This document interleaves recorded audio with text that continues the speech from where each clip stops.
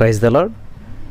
యేసుక్రీస్తు నామములో మీ అందరికీ శుభములు తెలియజేస్తూ ఉన్నాం. ప్రతిరోజు ప్రభు సన్నిధి కార్యక్రమానికి మిమ్మల్ని అందరినీ కూడా ప్రేమపూర్వకంగా ఆహ్వానం తెలియజేస్తూ, మరి ఈ రోజున మనం ధ్యానించుకోబోయేటువంటి వాక్యం ఏమిటంటే నిర్గమకాండం 12వ అధ్యాయం 41 నుంచి 51 వచనాల వరకు మనం ధ్యానించుకొనబోతున్నాం. మరి బైబిల్ గ్రంథం ఓపెన్ చేసి నిర్గమకాండం 12వ అధ్యాయం 41వ వచనాన్ని మనం చదువుకుందాం. ఆ 430 సంవత్సరములు గడిచినటువంటి తరువాత జరిగినదేమనగా, ఆ దినమందే యెహోవా సేనలన్నీ ఐగుప్తు దేశంలో నుంచి బయలుదేరిపోయాను. ప్రార్థన చేద్దాం. యేసయ్యా, పరిశుద్ధాత్మ దేవుడా, జీవం కలిగిన మా తండ్రి, నీకు వందనాలు, స్తోత్రం చెల్లిస్తున్నాను. ఈ సమయమందున ప్రభా ప్రార్థిస్తూ ఉన్నాం. పరిశుద్ధాత్మ దేవుడు సహాయం చేయమని, ప్రతి వారికి వినగల చెవి, గ్రహించగలదు అనుగ్రహించండి. నీ వాక్యం ద్వారా మేమంతా బలపడటకు కృప చూపించండి. విత్తబడుచున్నటువంటి వాక్యం వ్యర్థం కాకుండా ప్రతి హృదయంలో నాటబడే భాగ్యం దయచేయమని యేసు నామంలో ప్రార్థించి నమ్మి పొందుకుని నాం తండ్రి, ఆమేన్. హల్లెలూయా. ప్రియులారా, మనం గతంలో మరి ఆ యొక్క ఇజ్రాయేలీలు మరి ఐగుప్తులో మరి నివసించినటువంటి ఆ కాలం మరి 430 సంవత్సరాలు అని చెప్పేసి మనకి అనుకుంటా వచ్చి ఉన్నాం. దాని వివరణ ఏంటనేటువంటిది మనం ధ్యానించుకుంటా కూడా వచ్చిన్నాం. అక్కడ కరెక్ట్గా అసలు ఎన్ని సంవత్సరాలు, మరి వాళ్ళు దాస్యంలో ఉన్నది ఎంత, ఏ ప్రదేశాలు తిరుగుతూ వచ్చారనేటువంటిది మనం ధ్యానం చేసుకుంటూ వచ్చి ఉన్నాం.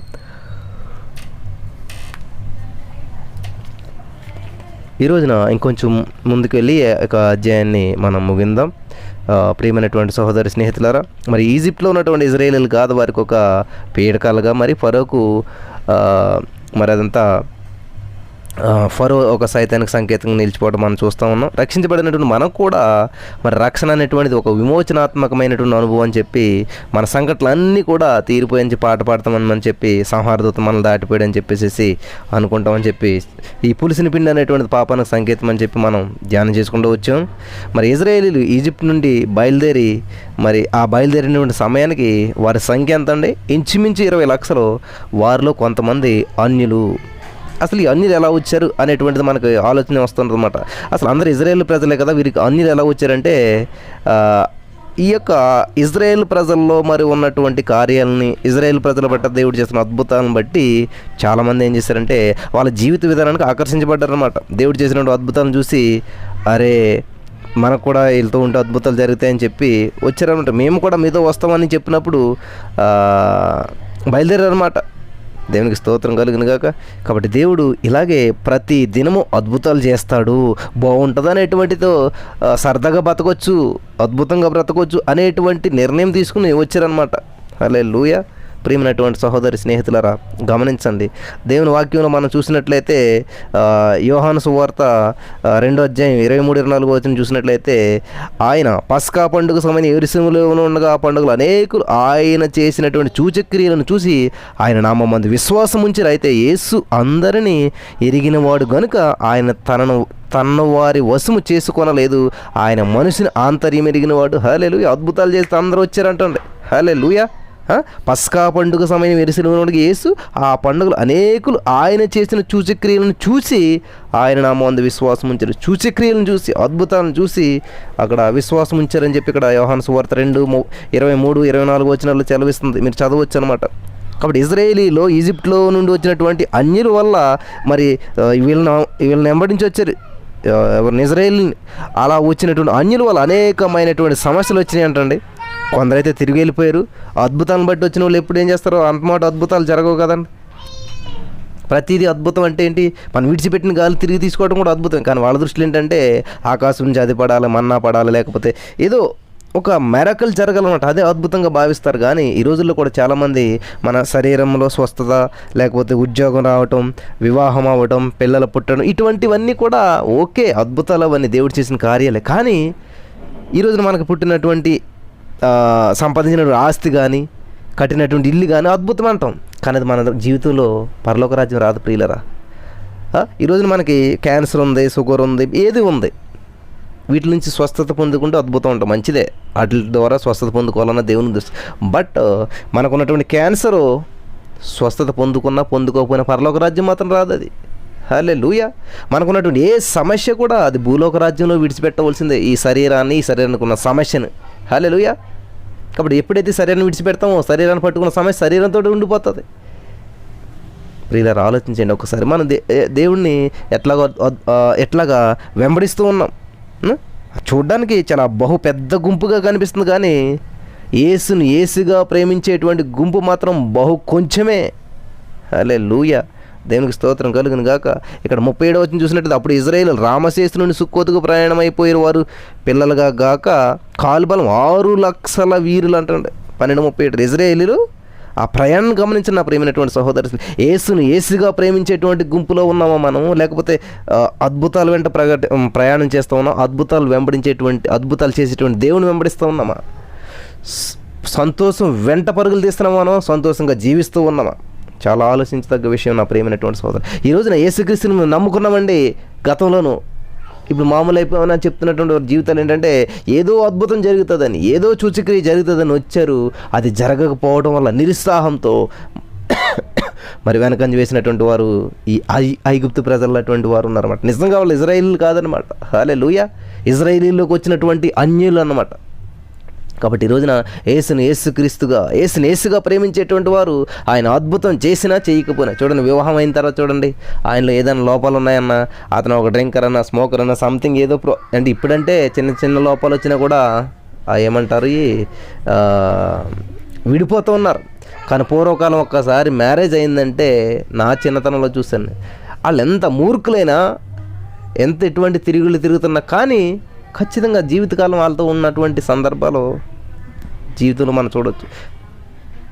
అలాగే ఇక్కడ యేసుక్రీస్తు ప్రభువును అంగీకరించిన తర్వాత అద్భుతాలు జరిగితే యేసుని నమ్ముకుంటామంటే అది ఎప్పటికీ జీవితం అనిపించుకోదు. అది నిజంగా యేసును యేసుగా ప్రేమించేటువంటి వారు కాదు. హల్లెలూయా. దేవునికి స్తోత్రం. చూడండి, ఆ రామశేషుని బయలు ఒక మహాసైన్యం అనమాట.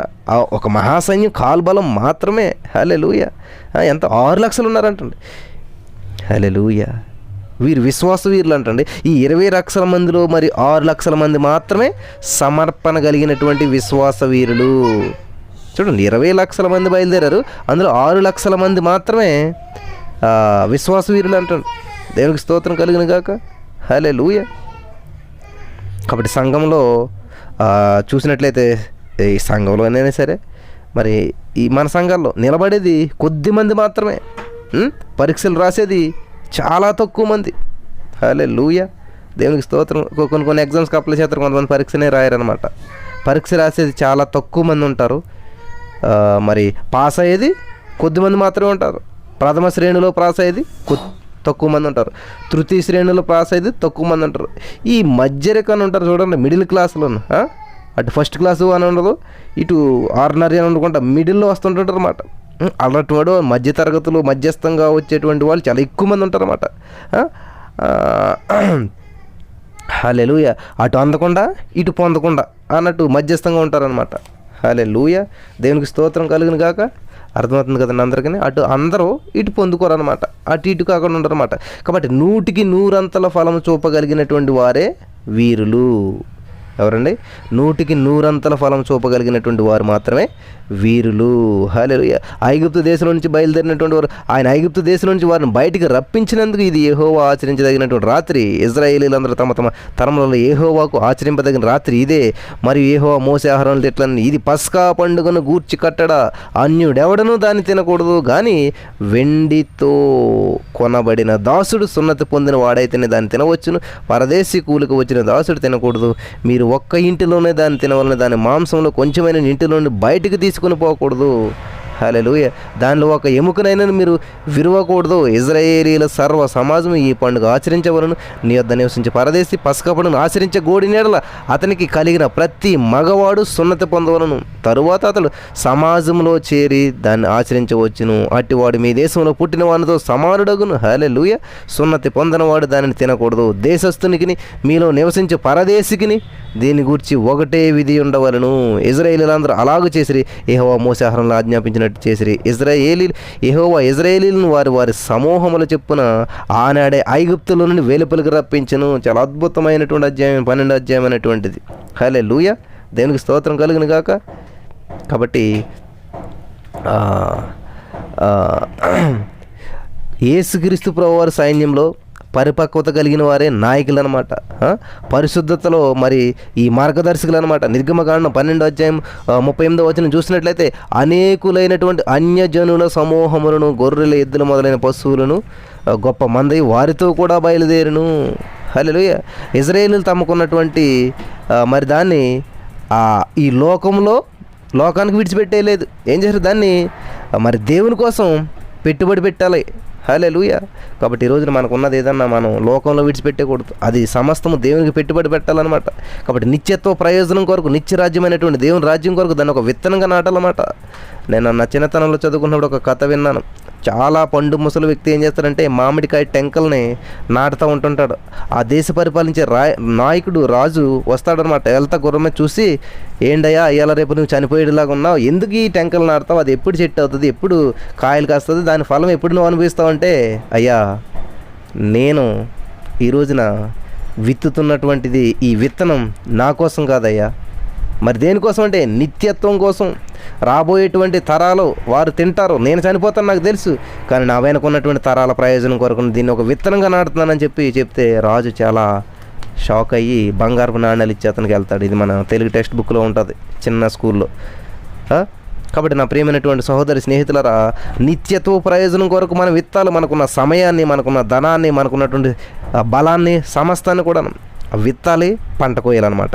కాబట్టి మన సాక్ష్యం, తలాంతులు, ఆస్తిపాస్తులు, మనకున్న అవకాశాలు, మనకున్నటువంటి టాలెంట్స్, మనకున్నటువంటి సమయం అన్నీ కూడా విత్తనాలు లాంటివి అన్నమాట. కాబట్టి వీటి నిత్యత్వ ప్రయోజనం కొరకు విత్తాలి. విత్తి మనం పంట కోయాలంటుండే. దేనికి స్తోత్రం కలుగును గాక.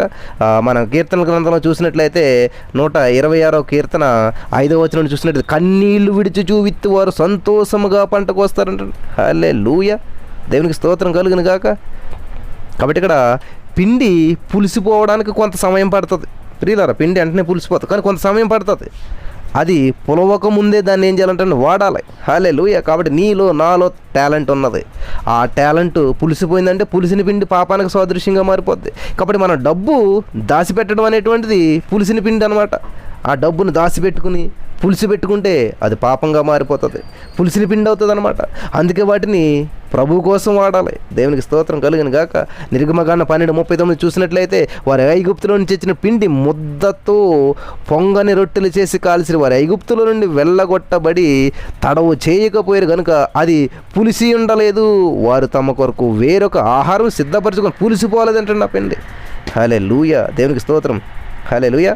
కాబట్టి దేవుడు చెప్తున్నటువంటి మాట మనం అంతా ఏం చేయాలంటే పులిసిపోనే కూడా. మన దగ్గర ఉన్న టాలెంట్ అయినా చూద్దాంలే, వయసు అంతా అయిపోయిన తర్వాత బాప్తీసం తీసుకుందాం, జీవితం అంతా అయిపోయిన తర్వాత బాప్తీసం తీసుకుందాం, ఎప్పుడో లాస్ట్లో చూద్దాం అనేటువంటి ఆలోచనలతో దీవిస్తున్నట్లయితే దేవుడు చెప్తున్నటువంటి మాట ఈ రోజున ఏంటంటే, పులిసిపోనేవద్దు, మీ వయసుని పులిసిపోనేవద్దు, మీకున్నటువంటి ధనమును పులిసిపోనేవద్దు, మీకున్నటువంటి సమయాన్ని పులిసిపోనేవద్దు.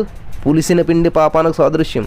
కాబట్టి ఏదైతే ఆలస్యం, అమృతం కూడా విషంగా మారిపోతుందని చెప్పి మనకి లోకంలో సామెత ఉంటుంది. ఆలస్యం అమృతం విషం అంటుంటారు కదా. కాబట్టి ఆలస్యం అయితే అమృతం కూడా విషంగా మారుతుంది అంటుంటారు. అలాగే ఇక్కడ మీ దగ్గర ఉన్నటువంటి డబ్బు అయినా, సమయమైన, జీవితమైన, బలమైన ఆలస్యమయ్యే కొలది ఏమవుతుందంటే పులిసిపోతుంది. పులిసిపోయినటువంటిది పాపముగా మారిపోతుంది అంటుంది. దేవునికి స్తోత్రం కలుగును గాక.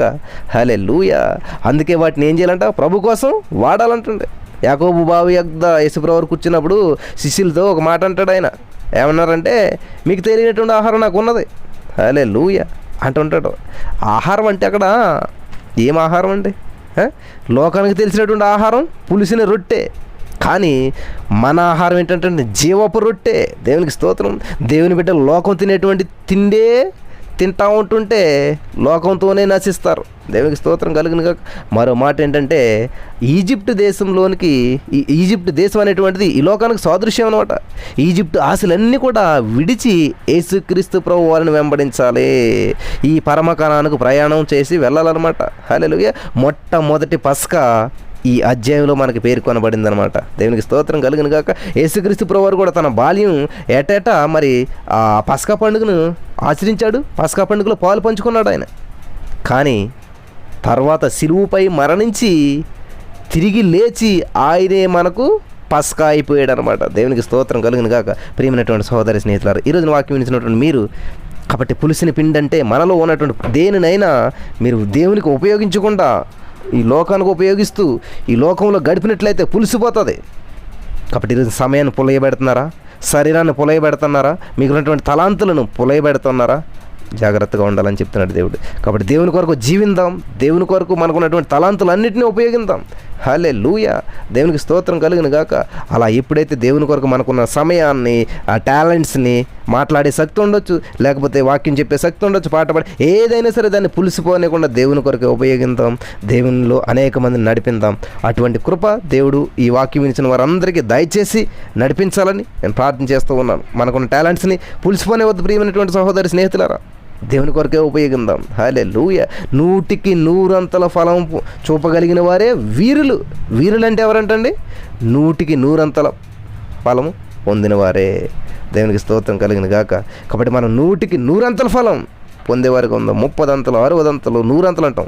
అటువంటి కృప 100 ఫలం పండి మరి పులిసిపోకుండా ఉన్నట్లు కృప చూపించిన గాక.